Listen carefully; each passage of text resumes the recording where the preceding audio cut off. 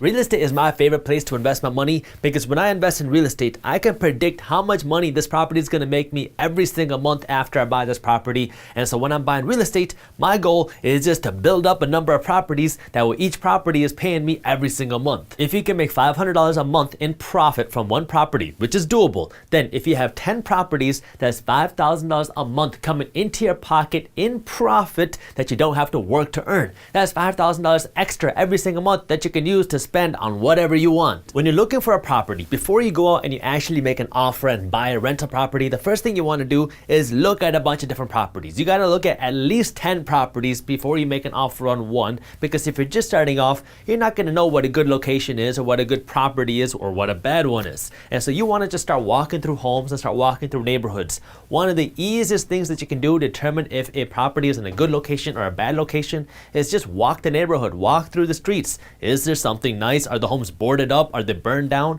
Or is it nice? Are your neighbors taking care of the landscaping? Is there money coming into the area, or is the money in businesses moving out? There are three big things that you want to look at when it comes to finding a good neighborhood or a good city to invest your money in: crime, the flow of money, and the city laws. There are a bunch of tools on the internet that you can look at to see what the crime is in the neighborhood that you're looking to buy in. If you see that the crime is increasing, that's not a good sign, because when you buy a property, this is something you're owning for the long term, right? When you're investing in real estate, this isn't a 6-month play or a 1-year play. You're investing in real estate for a long time because you're going to own this property and you want this to pay you rent for years into the future. And if you're buying a property in an area on the verge of a downturn, then your investment is going to be more of a headache than it is a cash cow. When you're looking at the flow of money, what you want to pay attention to is, are businesses coming into this area, this neighborhood, and the city where you're investing, or is money flowing out? The easiest way you can determine this is just by going to your city hall and asking them what new developments are coming in and what new building plans do they have for that area. If they don't have much, or if you see that this building development is going kind of somewhere away from where your property is, that's not a good sign. This one is huge. I was in contract to buy a home and I went to the city and they told me that there was this vacant plot of land that was nearby the home that I was buying, and Walmart was coming in and they had plans to develop a Walmart supercenter. That was good news for me because that told me that money was flowing here. If Walmart was willing to open up a store less than a mile from my property, that means there's going to be more jobs coming. That means there's going to be more retail stores coming, because anytime you see a Walmart supercenter pop up, that means you're going to have more stores pop up in front of it and on the side of it, because Walmart drives a lot of traffic. So if there's a lot of money coming in that area, that means property values are probably going to go up. Rental values are probably going to go up because there's going to be more demand for that area, because there's more jobs and more businesses coming. So is the money flowing to the area or out? Because if the money's flowing in, then you can buy this property today and you can expect rent prices to hopefully continue to go up, because now there's more money and jobs coming into that area. And then you want to take a look at the individual city laws itself, because what you're going to see happen is some cities are more tenant friendly and some cities are more landlord friendly. A tenant friendly city is going to make it very hard for you as a real estate investor or a landlord to kick out a tenant that's not taking care of a property or that's not paying you rent.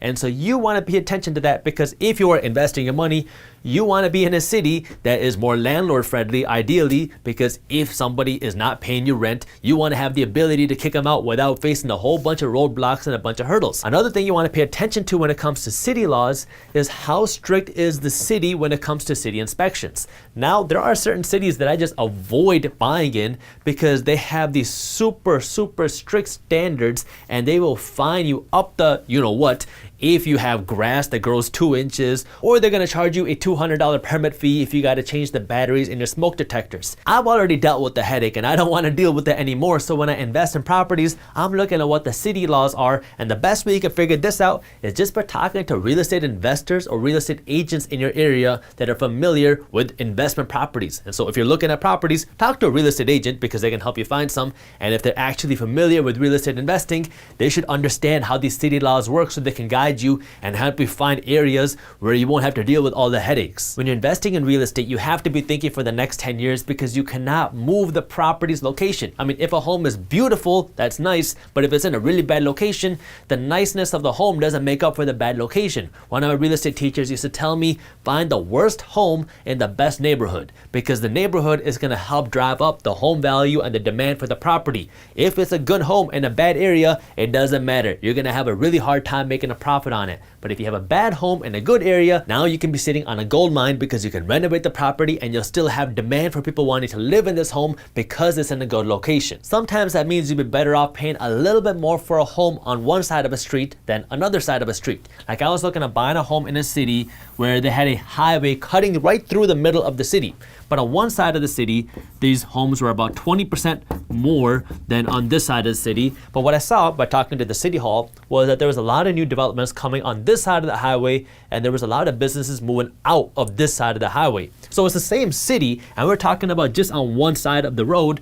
But I decided to buy here, even though this cost me 20% more, because I saw that there was money flowing in this area. Over the next 5 years, rental prices here went from about $850 a month to $1,200 to $1,300 a month, while rental prices here dropped just because everybody wanted to be on this side of the road, not this side of the road. So you got to understand why your location is so important, because it's going to play a factor into how much money you make over the long term. If you enjoyed this short clip from my longer videos, here's another clip that I think you'll love. And while you're at it, if you're interested in learning more about how to start generating passive income, our team put together an amazing guide on how to start generating passive income for free. All you got to do is click that button right over there. Thank you for watching, and as always, keep hustling.